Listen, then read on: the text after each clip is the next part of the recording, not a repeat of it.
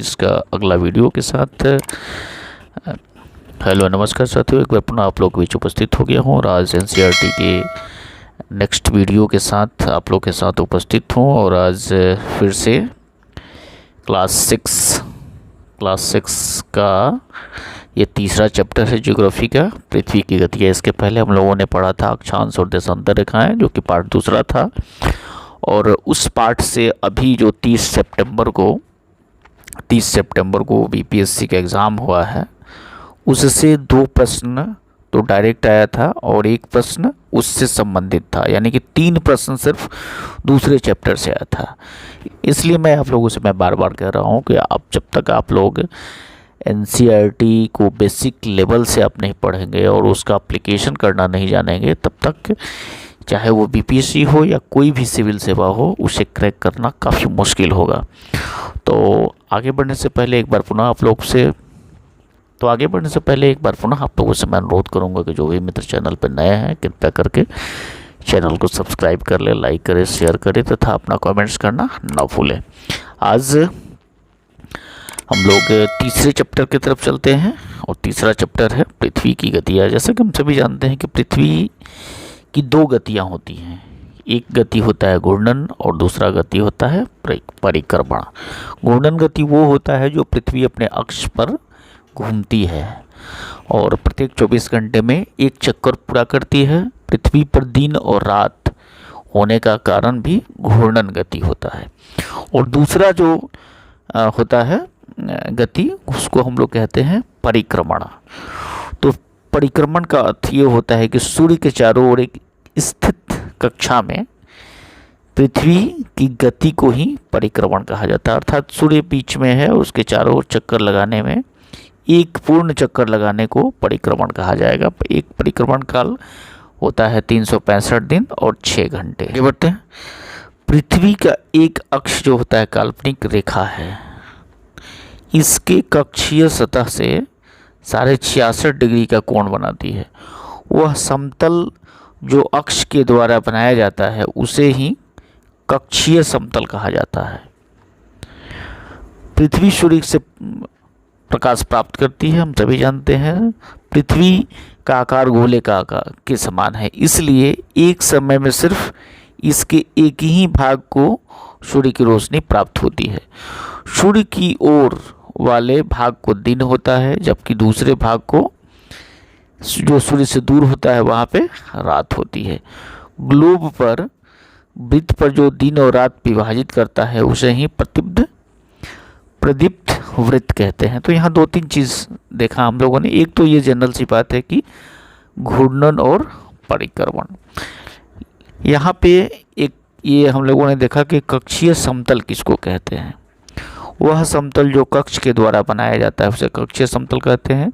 और ये किसके द्वारा बनाया जाता है? पृथ्वी का एक काल्पनिक अक्ष, एक काल्पनिक रेखा है जिसके कक्षीय सतह से 66.5 डिग्री का कोण बनाती है, उसे ही कक्षीय समतल कहा जाता है। अभी चित्र के माध्यम से जब देखेंगे तो और अच्छे से समझ में आ जाएगा। दूसरा हम लोगों ने क्या देखा? प्रदीप्त वृत्त। तो प्रदीप्त वृत्त उसको कहा जाता है कि चूँकि पृथ्वी जो है गोले के समान है, तो सूर्य का प्रकाश एक भाग में दिखाई देता है, आधा भाग में, और आधा भाग छुपा रहता है।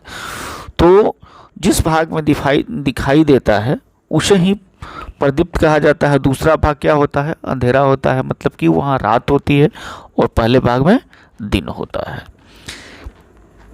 पृथ्वी अपने अक्ष पर एक चक्कर पूरा करने पर 24 घंटा का समय लेती है। घूर्णन के समय काल को ही पृथ्वी का दिन कहा जाता है, या पृथ्वी की दैनिक गति होती है। यहाँ देख सकते हैं आप दोनों ही चीज़ों को। एक है कक्षीय समतल, एक ये समतल, और यहाँ से आप देख सकते हैं कि जो 66.5 डिग्री का ये कोण बनता है, इसे ही पृथ्वी का कक्षीय समतल कहा जाता है। और दूसरा जो है हमारा प्रदीप्त वृत्त है। तो देखिए ये पृथ्वी हुआ, ये ग्लोब की सहायता से देख सकते हैं।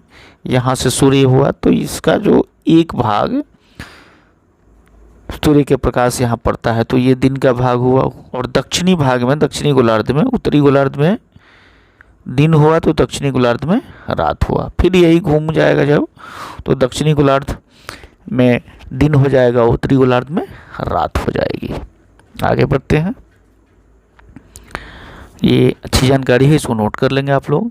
प्राचीन भारतीय खगोल शास्त्री आर्यभट्ट ने बताया कि पृथ्वी गोल है और अपने अक्ष पर घूर्णन करती है।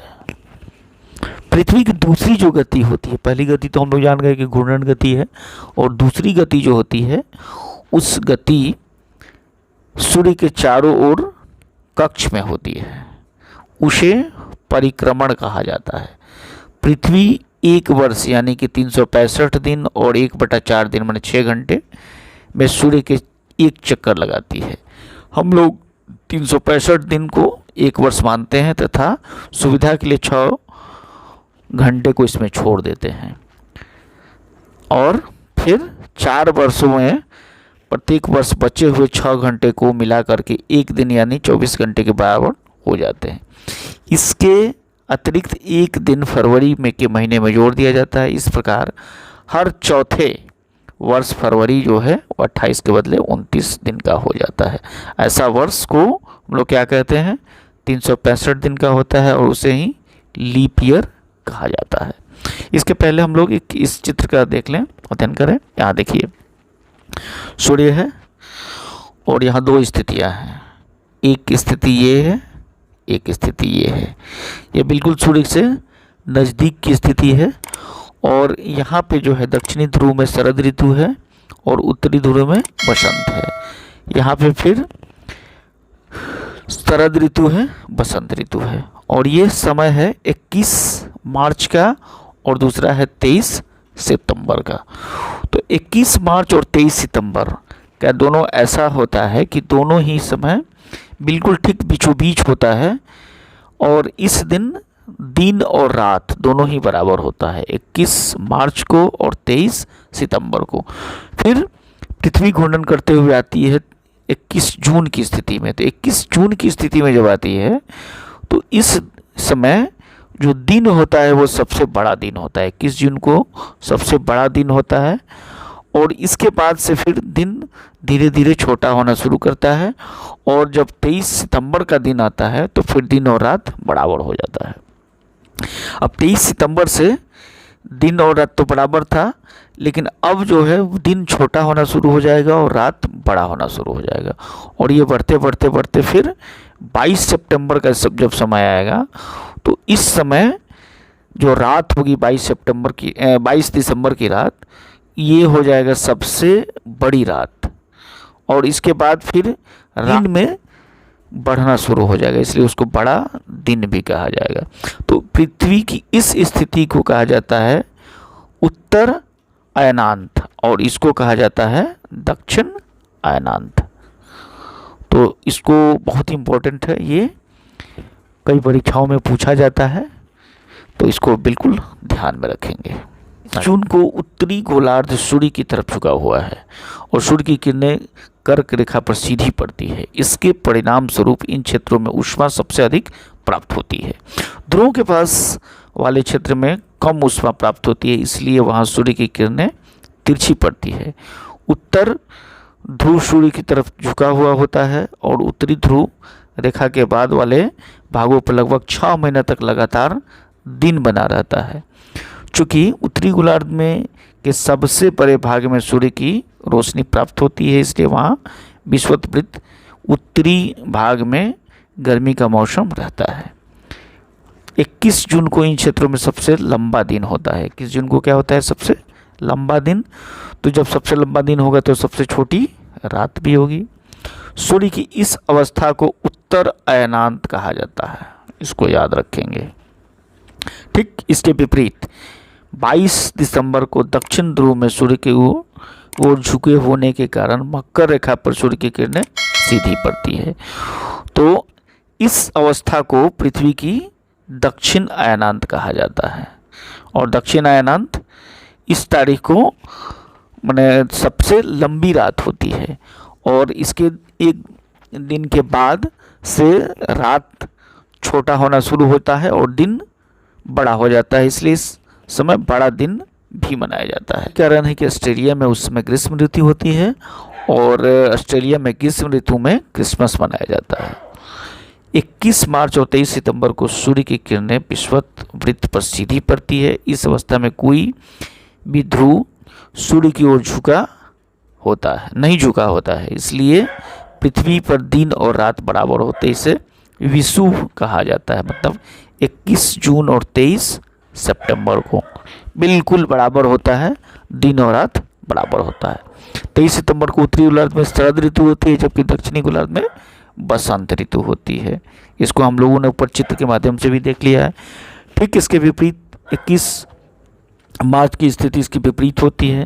उत्तरी गोलार्ध में बसंत ऋतु और दक्षिणी गोलार्ध में शरद ऋतु होती है। इस प्रकार पृथ्वी के घूर्णन और परिक्रमण के कारण दिन और रात और ऋतुओं में परिवर्तन होता है। ये छोटा सा पार्ट हम लोगों ने देखा। पार्ट तो छोटा सा है लेकिन इससे कई सारे प्रश्न बनते हैं और बन रहे हैं, जैसे कि इसका उदाहरण अभी बीपीएससी परीक्षा को देखा जा सकता है। इन सारे प्रश्नों को आप आसानी से दे सकते हैं।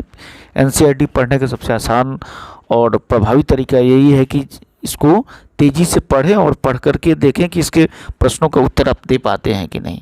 अगर प्रश्नों का उत्तर एक बार में पढ़ने के बाद आप नहीं दे पाते हैं तो एक बार और इसे पढ़ेंगे और तब उसका उत्तर देंगे।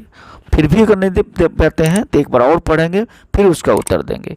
तो एक चैप्टर को अगर 1 से 2 से 3 बार अगर पढ़ लेते हैं तो सारे प्रश्नों को आसानी से हम लोग उत्तर दे पाएंगे और यह पाठ पूरी तरह से आपके मन मस्तिष्क पर बैठ जाएगा, जिससे आपको प्रश्नों को हल करने में काफ़ी आसानी हो जाएगी। बहुत बहुत धन्यवाद मित्र।